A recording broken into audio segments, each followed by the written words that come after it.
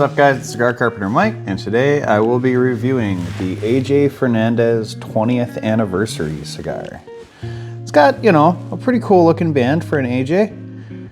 Oh, a lot of his bands look decent. There's a lot of like whole scenes on them, but this is kind of more of a classic. It's nice and embossed, and it's got a cedar sleeve on it. The wrapper's pretty toothy, kind of oily. If you look at the thumbnail, you can see how really oily it is. This is obviously for his 20th anniversary of making cigars. AJ makes a ton of cigars for different people,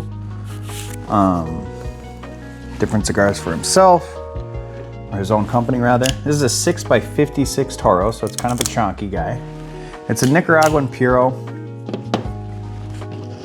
but I believe the blend is undisclosed. As far as me and AJ, I like some of his stuff.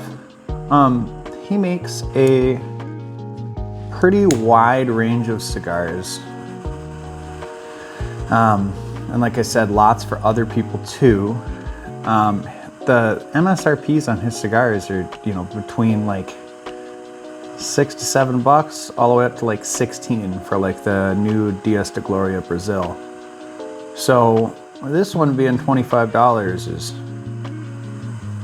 not quite double, but well, it's double his average price. The average is like low 10s, like 10 to 12 bucks. So we'll see.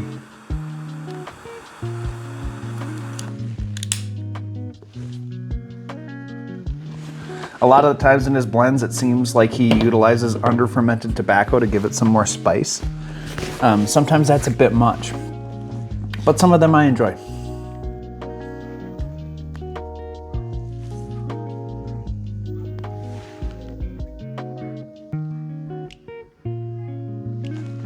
He definitely used some aged tobacco in here. There's a little bit of like aged Nicaraguan funkiness on the draw. And there's like a, let's see.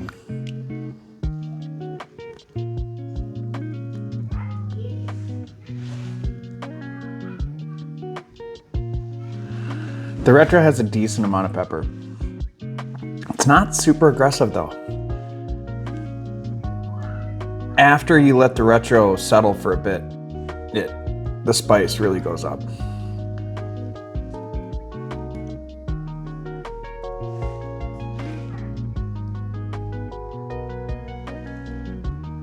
Yeah.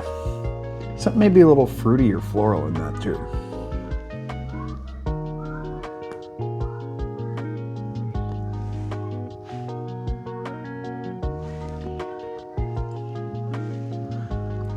The finish has like a nuttiness to it with some earthiness.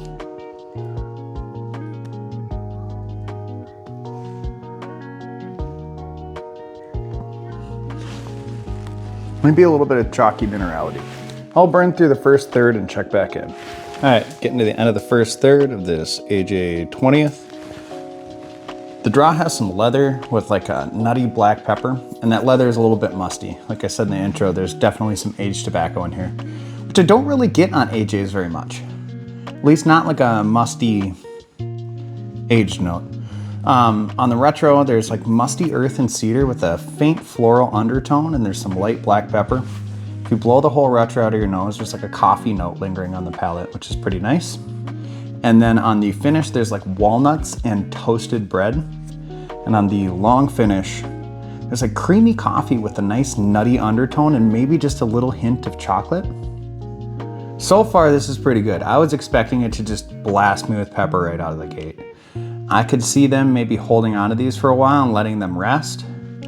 And that's what I find I like to do with like AJs or like My Father's, any of those bolder Nicaraguan blends that don't pre-age for you.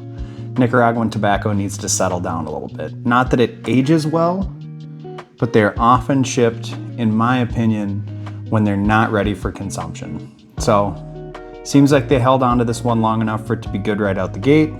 We'll see, it could all fall apart in the second and final third. So I will burn through the second third and check back in. All right, I'm getting to the end of the second third of this AJ 20th. I had to take off the band because it's huge and it was down to about the midway point of the second third. The draw has that musty earth note from before with a little bit of a vegetal tone. There's also like leather and cedar with some mild black pepper. The Retro has more musty cedar with some red pepper spice, but it's not really strong. And then if you blow the whole Retro out of your nose, you've got leather, coffee, and a little bit of like baker's cocoa lingering on the palate. On the finish, if you blow the whole jar out of your mouth, there's like dry, toasty Brazil nuts and like chalky cocoa powder. It's not super great. Like the flavors are good, but just the dryness of it isn't great. But then on the long finish, it kind of gets a little more creamy. You get like a creamy coffee with leathery chocolate. So the long finish on this is actually really nice. Construction has been great. In the first third, I actually dropped the cigar right on my whiteboard as I was fiddling with my marker, so the ash fell off, but it's been holding in thirds unless you drop it. So good draw, good smoke production. Good cigar so far. I will burn through the final third and check back in. All right, I'm getting to the end of the final third of this AJ 20th anniversary. The draw has like musty charred cedar with earth and then some leathery black pepper. The Retro is mostly just like earthy black pepper, and there's like a little bit of red pepper going on too with some dry cedar. And then if you blow the whole Retro out of your nose, left lingering on the palate is earthy leather with charred nuts. And then on the finish, there's lightly bitter charred nuts and earth. On the long finish, you get like leather and espresso. Overall, the first 2/3 of this thing were actually quite good. The end of this cigar wasn't great. The charred note was verging on like bitter charred, but I still kind of like it.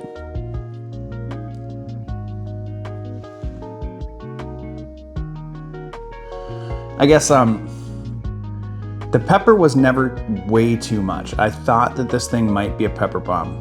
At the beginning, there's some decent bite to it. Otherwise, it's a nice balance. Kind of what this reminds me of is like if you took one of AJ's darker cigars, like the New World or something like that, and you aged the tobacco beforehand so it gets a nice musty aged note to it, and then after you made that cigar, you actually held onto it long enough so it was well homogenized and the flavors settled down and got to a good point, because it really is a pretty tasty cigar.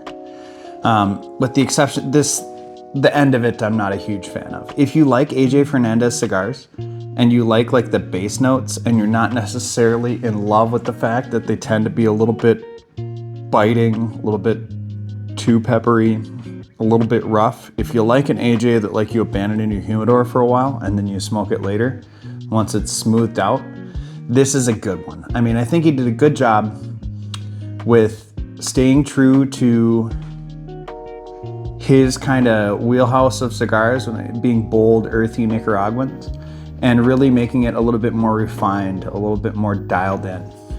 Overall, it's a pretty good cigar. I enjoyed it.